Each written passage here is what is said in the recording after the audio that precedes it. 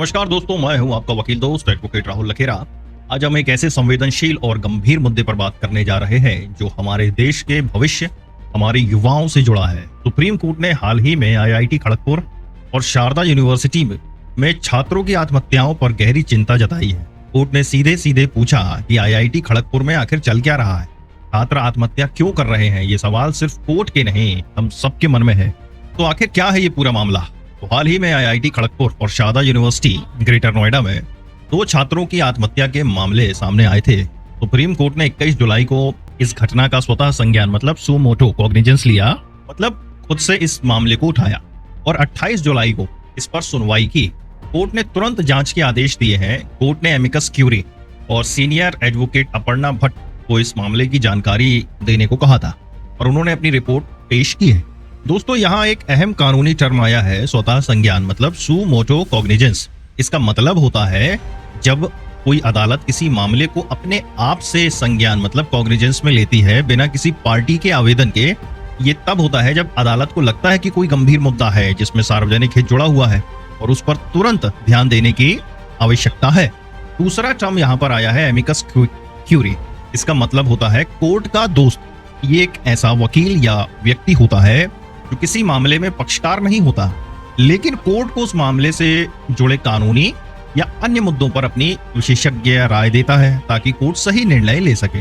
अब समझते हैं ये शारदा यूनिवर्सिटी का मामला। तो पुलिस को सूचना क्यों नहीं दी गई। जस्टिस जेबी पारदीवाला और जस्टिस आर महादेवन की बेंच के सामने अपर्णा भट्ट ने बताया कि शारदा यूनिवर्सिटी के मामले में मृतक लड़की के पिता ने घटना के 2 घंटे बाद एफआईआर दर्ज कराई थी। इस पर जस्टिस पारदीवाला ने शारदा यूनिवर्सिटी के सीनियर एडवोकेट श्याम देवान से तीखे सवाल पूछे। पिता को कैसे पता चला कि उनकी बेटी ने आत्महत्या कर ली है? उन्हें किसने सूचना दी? मैनेजमेंट ने सूचना क्यों नहीं दी? मिस्टर दीवान, ऐसा क्यों?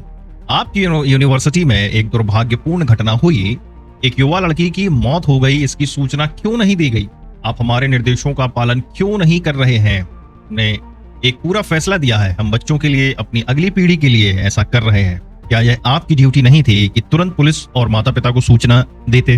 सुप्रीम कोर्ट ने इस बात पर जोर दिया कि यूनिवर्सिटी की यह जिम्मेदारी है कि ऐसी घटनाओं की सूचना तुरंत पुलिस और परिवार को दें। अब समझते हैं ये आईआईटी खड़गपुर का मामला, आत्महत्याओं का सिलसिला और सुप्रीम कोर्ट की चिंता को।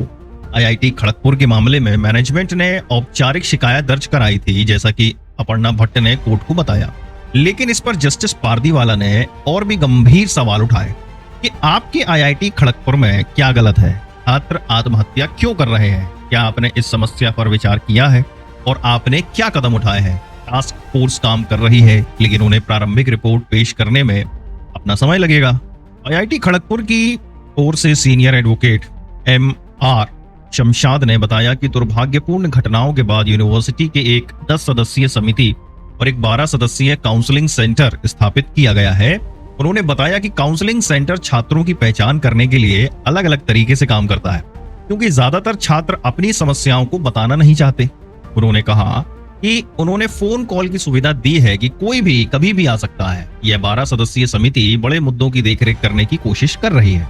यहाँ ध्यान देने वाली बात यह है कि पिछले 7 महीने में आईआईटी खड़गपुर में यह 4थी अप्राकृतिक मौत थी। यह आंकड़ा वाकई चिंताजनक है।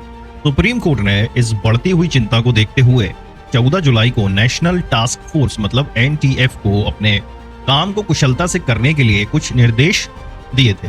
यह एनटीएफ नेशनल टास्क फोर्स, जिसकी अध्यक्षता सुप्रीम कोर्ट के पूर्व न्यायाधीश जस्टिस एस रविंद्र भट्ट कर रहे हैं, इसका गठन 24 मार्च को छात्रों के मानसिक स्वास्थ्य संबंधी चिंताओं को दूर करने और उच्च शिक्षण संस्थानों में बढ़ती आत्महत्याओं को रोकने के लिए किया गया।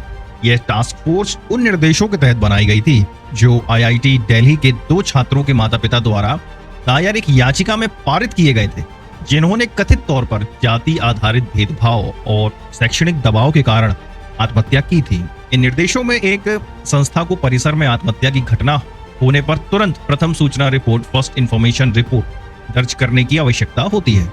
तो मेरे दोस्तों, यहाँ एक और कानूनी टर्म है प्रथम सूचना रिपोर्ट मतलब फर्स्ट इंफॉर्मेशन रिपोर्ट। यह एक लिखित दस्तावेज होता है जो पुलिस द्वारा किसी संज्ञेय अपराध मतलब कॉग्निजेबल ऑफेंस की जानकारी मिलने पर तैयार किया जाता है। संज्ञेय अपराध क्या होते हैं? तो संज्ञेय अपराध वे होते हैं जिनमें पुलिस बिना वारंट के गिरफ्तार कर सकती है। एफआईआर दर्ज होने के बाद ही पुलिस आपराधिक जांच मतलब क्रिमिनल इन्वेस्टिगेशन शुरू कर सकती है।